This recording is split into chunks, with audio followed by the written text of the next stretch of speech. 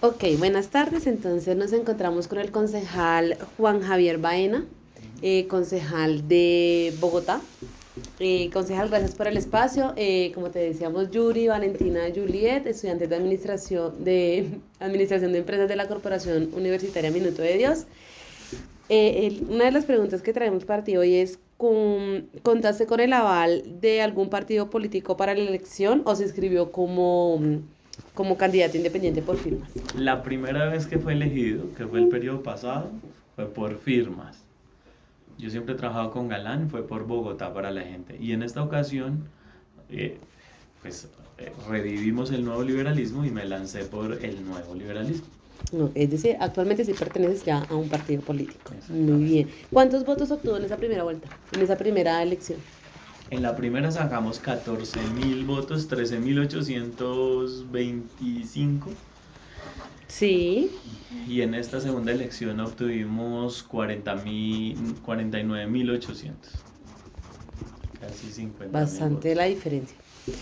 Ok, ¿qué funciones desempeñas desde tu cargo como concejal? A ver, los concejales sobre todo tenemos una función de control político. ¿Qué es el control político para explicárselos de la manera más sencilla? A ver, en la política por distintas teorías, y quienes ejercen el control político somos los concejales de Bogotá, al alcalde en este caso.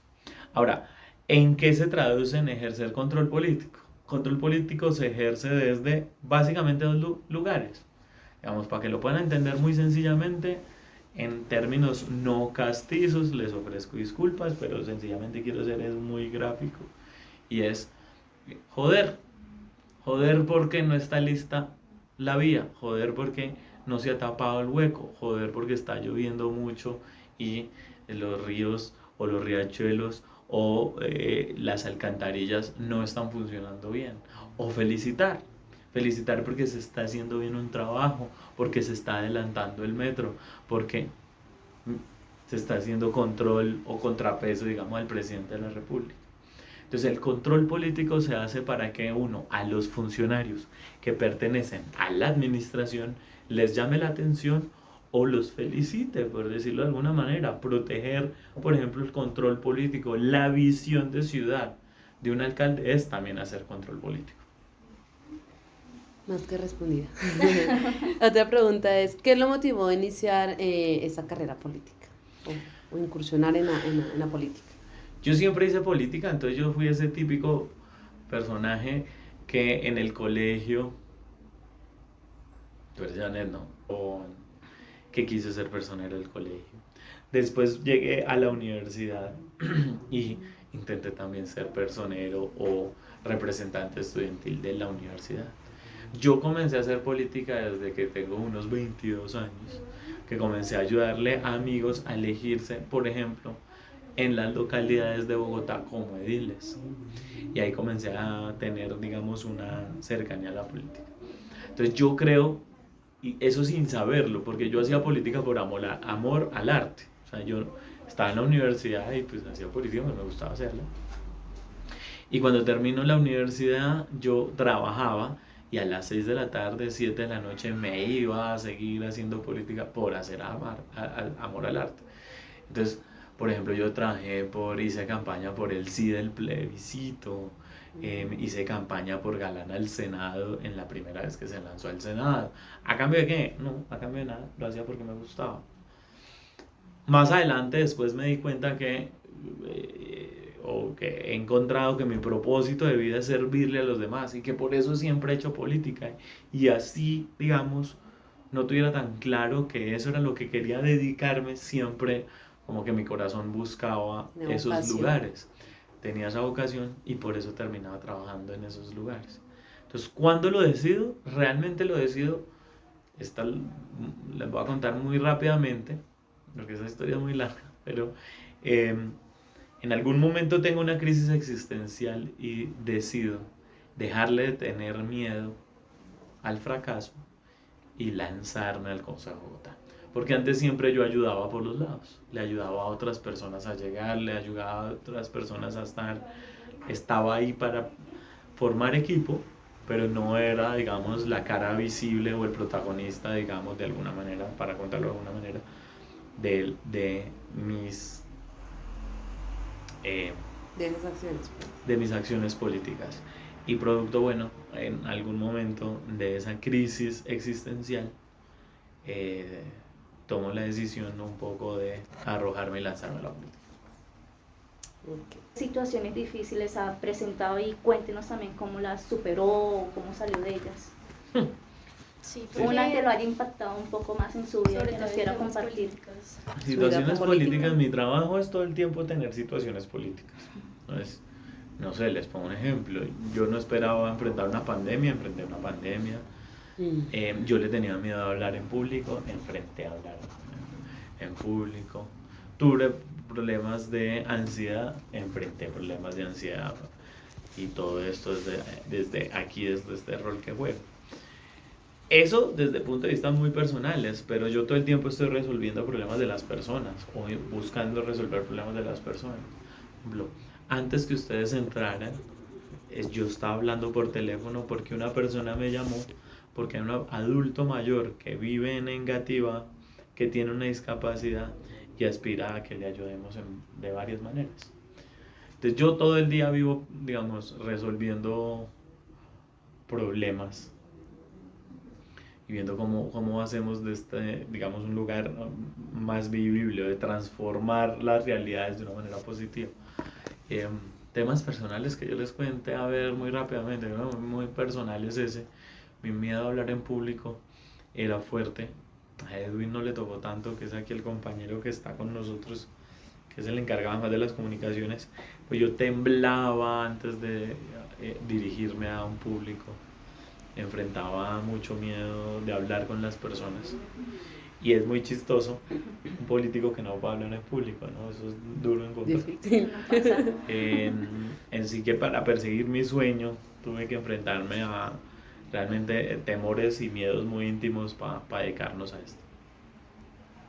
A mí me surge una pregunta de eso, que no está incluida en los que traíamos, y es, cuando has tenido que enfrentar problemas sociales o de alguna persona en puntual, de pronto alguna se te ha salido de las manos, no le has podido dar solución y eso te Muchas. frustra, te afecta Sí, mucho en lo trabajar en la personal. política es frustrante y hay que lidiar con la frustración, porque uno quiere tener varas mágicas y arreglarlo todo ya.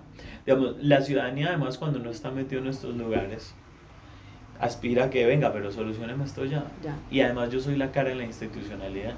Pero yo les dije ahorita que mi función principal era hacer control político.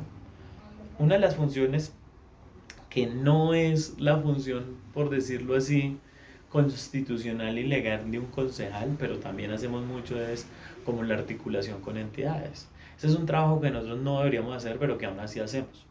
Porque mi trabajo es hacer control político. Pero yo hago, por ejemplo, que las entidades tapen huecos, pavimenten calles, le ayuden a una persona que tiene un perrito que eh, entrar y rescatar los perritos, por decirles uno. Y el Estado tiene procesos y los procesos son importantes y la gente a veces no entiende que los procesos son importantes. Eh, Porque si no uno puede generar, digamos, como autoritarismo, arbitrariedades. Para andar el problema. Entonces, cuando uno está en lo público, lidia mucho con frustraciones. Cuando ustedes están en lo privado, por ejemplo, que ustedes están dando administración de empresas, un administrador de empresa toma una decisión y la decisión se hace o no se hace. Pero nosotros, en cambio, no es tomar la decisión porque hay derechos laborales, porque hay concejales, porque hay fiscalía, porque hay un montón de cosas que son regladas que la ciudadanía del común no sabe que nosotros vivimos, pero que sí ejercen un control sobre nosotros y que por eso nosotros realmente, no debería ser así, pues la verdad, somos más lentos en resolver problemas que otras cosas. Ahora, estamos precisamente para hacerlo de esas maneras. ¿A dónde voy con esto? Digamos, los intereses privados también necesitan controles. Y si no existiera lo público, bueno, en muchas cosas probablemente no nos damos cuenta de que hemos mejorado. Lo público es necesario, es importante. Ahorita hay muchos discursos que vienen además como copiando temas del sector privado o utilizando temas del sector privado. Voy a poner un ejemplo claro, Milei. Entonces Milei dice, no, el sector privado debería prestar todos los servicios. Y es un libertario, ¿sí? Bueno, eso suena muy chévere en la práctica, pero cuando usted tiene esos regímenes realmente en el poder, ojo que yo no soy de izquierda, pero sí me preocupan esos discursos que plantea la solución de problemas de maneras tan simples, porque los problemas sociales son complejos, no son fáciles. Lo minimizan, o Sí. quieren ver. O lo simplifican, y las cosas no son así.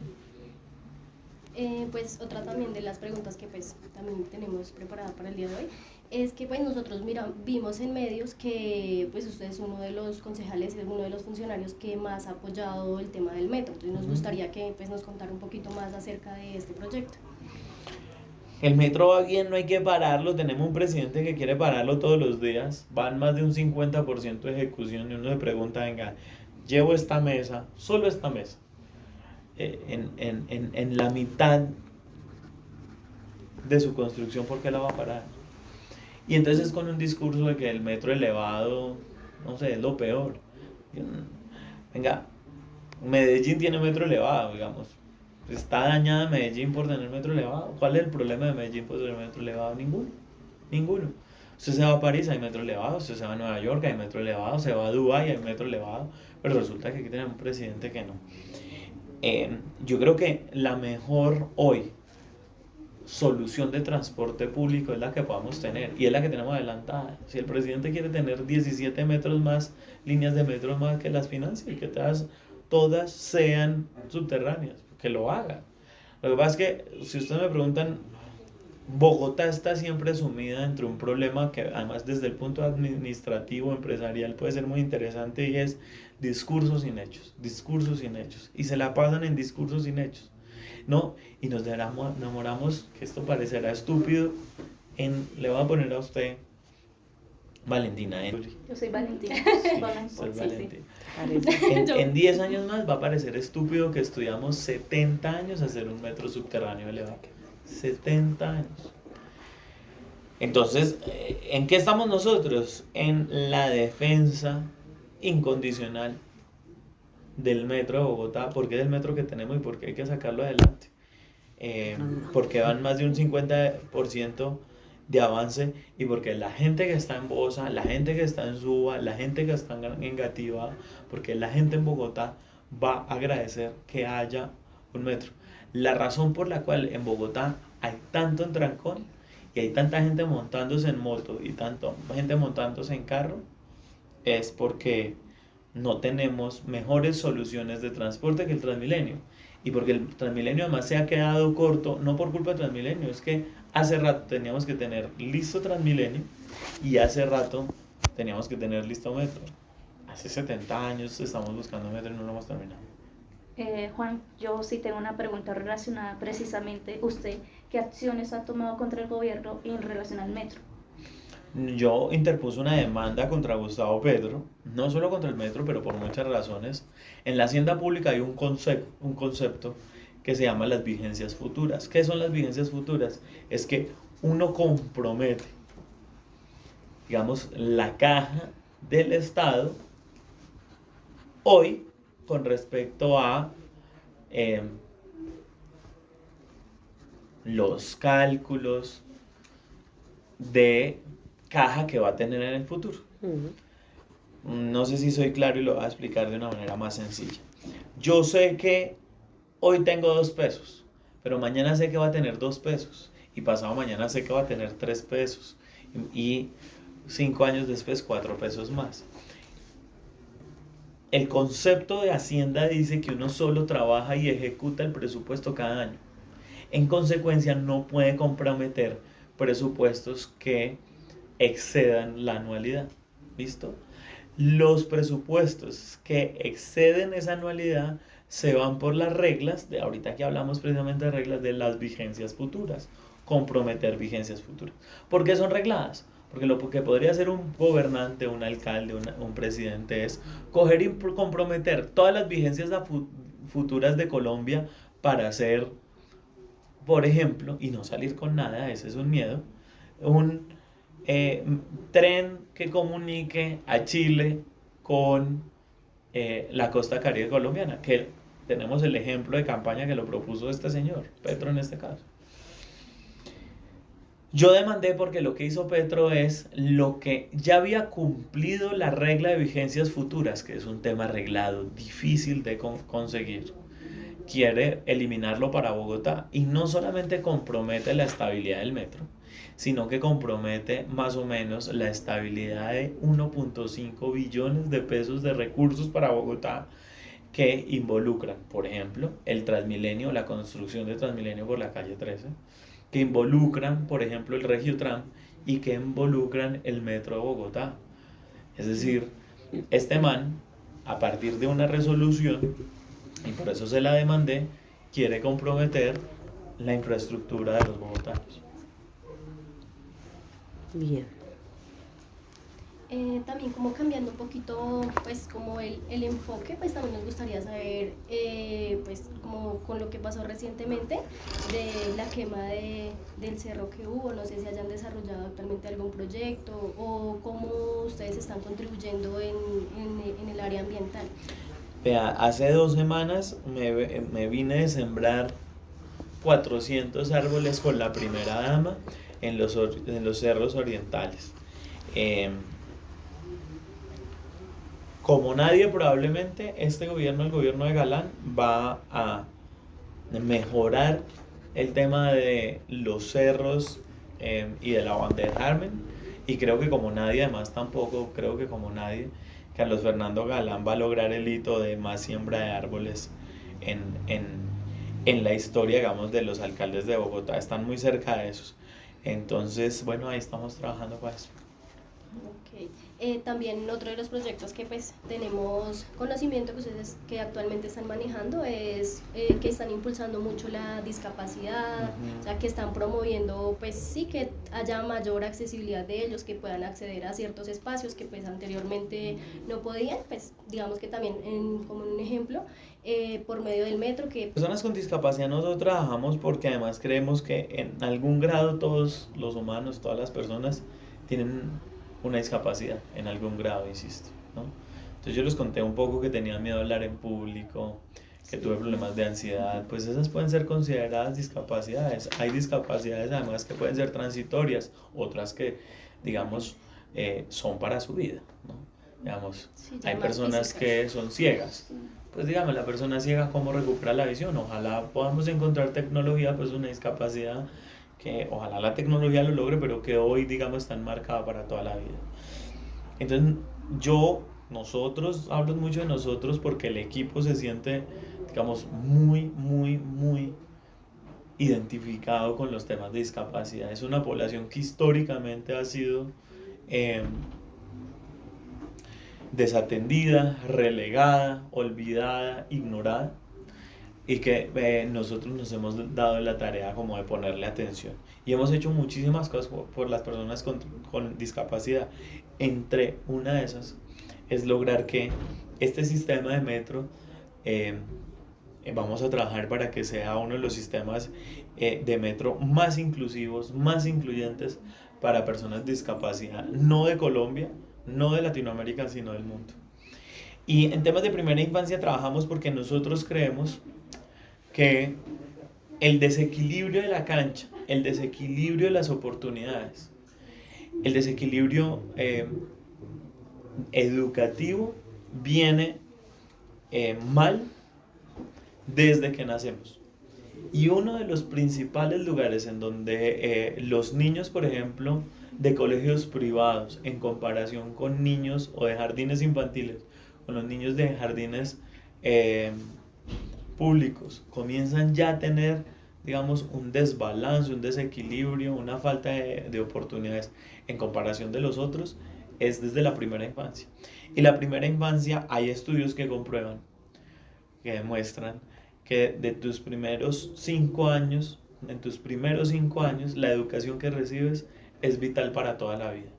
Tú podrías, por ejemplo, en 11 o en 10º, no aprender ¿no? Inventar cualquier cosa, factoriales o derivadas, y podrías aprenderlo después. O podrías inclusive aprenderlo antes. Pero en cambio, de 0 a 5 años, lo que aprendes de 0 a 5 años es algo que no te puedes devolver. Aprenderlo porque es algo que va, digamos, en el desarrollo del cerebro, que además es muy subliminal, es muy inconsciente, pero que termina siendo conscientes cosas. Entonces hemos luchado mucho por la educación de primera infancia. Te pongo un ejemplo además para aterrizar todo esto tan tal vez etéreo que te estoy contando. Las maestras de primera infancia de Bogotá y de Colombia no tienen contratos de trabajo, son contratos de prestación de servicio. Y las personas que son contratadas con prestador de servicio, esto es algo supremamente ilógico, pero así es esto. No hay peor empleador que el Estado, ¿no? Entonces, cuando te contratan con contrato de prestación de servicios, no te pagan vacaciones, no te pagan seguridad social, no te pagan un montón de cosas que te deberían pagar cuando tienes un contrato de trabajo. Y la verdad es que las profesoras de primera infancia ejercen un contrato de trabajo, no un contrato de prestación de servicios. El contrato de prestación de servicios existe por una razón, no es que sea malo, lo que pasa es que nosotros lo desnaturalizamos. A un abogado normalmente se le contrató por prestación de servicios, porque el abogado usted no le dice cuándo tiene que trabajar, dónde tiene que trabajar, a qué horas tiene que trabajar, cómo hacerlo. Él le pasa un producto. Pero decir que una profesora de la primera infancia tiene la independencia de decir cuándo, dónde y cómo trabajar, pues sencillamente es una mentira. Entonces, para darte solamente ejemplo de una de las luchas de nosotros, lograr para que el empleo de las profesoras de primera infancia sea digno, porque además ese empleo de las profesoras de primera infancia que no es digno, termina, por supuesto, golpeando, impactando de manera negativa la educación de nuestros niños. Sí, que esto además se ve reflejado como tal en la sociedad, porque es lo que Claro. nos va definiendo a nosotros como, Sí. como tal. Voy a Como poner un personas. ejemplo muy sencillo. Contrato de prestación de servicios lo hacen anual, pero a veces si no hay plata lo hacen cada 5 o 4 meses. Cuando se le vence a esa maestra el contrato de prestación de servicios, los niños quedan 1 mes, 2 meses sin profesora. Se les ve truncado su proceso educativo. Bueno, ahí está la lucha. Claro. Sí. Juan, ¿qué visión tiene el gobierno colombiano ¿De este gobierno? de ese De este gobierno? No, muy malo. Este man no hizo sino vendernos pues un montón de cosas que para mí no logró hacer. Por eso les decía que los políticos o muchos políticos, y si ustedes me dicen a mí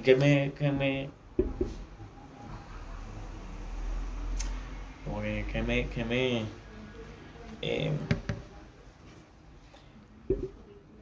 me enferma, que me dan ganas de trabajar todo el tiempo, es que los políticos podamos resolver las cosas. Porque uno no puede venderle a la gente piscinas, quimeras y venderle un montón de ideas que son irrealizables y jugar además con las personas. Y además después de jugar con las personas, salir a decir que uno no lo pudo hacer por culpa de los demás. Es que es un discurso pues muy pobre, muy tonto desde el punto de vista para mí político, pero hay gente que lo compra. Y es que venir a decir, por eso me gusta utilizar ese ejemplo, porque este hombre salió a decirnos que iba a conectar el Pacífico a través de un tren con el Caribe, también que Chile con el Caribe, salió a decir un montón de cosas que realmente no ha podido lograr ninguna. Ah, y ahora la culpa también es de todos los otros. Entonces nada, mi perspectiva realmente siempre fue muy crítico. En mi equipo político, por ejemplo, en esas personas que cuando ustedes vienen, y no por además por ingenuidad, porque uno termina creyendo esas cosas, pero en mi equipo político hubo personas que creyeron en Petro. Y pues qué culpa, digamos, ahí no hay culpa de nada. Pues, fuimos para mí engañados. Y eso está bien, digamos, ahí no, yo creo que no hay que sentirse culpable de eso. Pero sí hay que abrir los ojos. Vamos, o sea, yo creo que hay que ser muy honestos de cómo se está manejando la hacienda mal. Nos dieron esa porción de la población que trajo esta propuesta de Colombia, todos los días salía con un tema que nos están matando y cuántos líderes políticos se estaban asesinando en Colombia. Y hoy en cambio parece que entonces ya no hubieran líderes políticos que están asesinando. Este man dijo que en 3 meses, cuando él era presidente, iba a firmar la paz con el ELN, hoy estamos en nada. Pero por el contrario, en cambio, ahorita en Semana Santa, que estuvimos en Semana Santa, ¿cierto? Firmó un acuerdo de cese al fuego contra disidencias de las FARC. Entonces uno realmente, digamos, no entiende qué está pasando en ninguna esfera, en lo económico, en lo social, en lo ambiental. Hoy Colombia está teniendo niveles de deforestación más altos que nunca, además ligados a una cosa que es uno de nuestros principales cánceres. Bueno, el principal cáncer de Colombia es la corrupción, pero uno muy importante y muy grande es los cultivos ilícitos, y los cultivos ilícitos están disparados. ¿Y qué es un cultivo ilícito? Es tumbar un bosque. ¿Qué más es un cultivo ilícito? Es tumbar un bosque. Digamos, si se están expandiendo los cultivos ilícitos en una proporción muy importante es porque están tomando los bosques. Ahí también nada, pura cháchara. Sí, digamos que para finalizar. Casi. No, yo tengo una Les que... dije que era muy duro, que no se lo van a unos 15 minutos. Sí, qué bueno. Tengo una pregunta que después de Vale quisiera que concejal, por favor, me la respondiera. Sí, digamos que a mí sí me gustaría saber qué visión tiene para Colombia, para el futuro de todos nosotros como concejal, y si le gustaría a futuro llevar a cabo todos esos sueños como senador también. No es una pregunta fácil para mí porque yo creo que como hay que hablarle con la verdad a la gente, yo creo que hay que trabajar muy duro para transformar las vidas de las personas, para transformar las realidades, para volverlas positivas además.